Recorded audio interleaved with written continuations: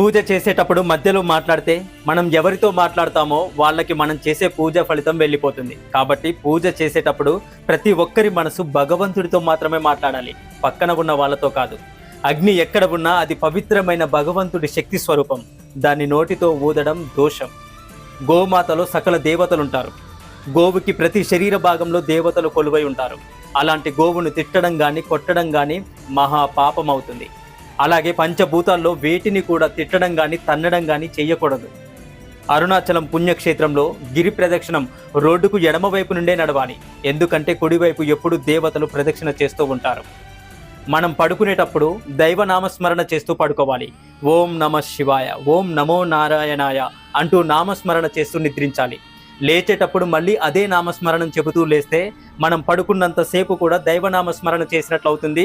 దాని ఫలితం రెట్టింపు అవుతుంది. ఏకాదశి, అమావాస్య, పౌర్ణమి, ద్వాదశి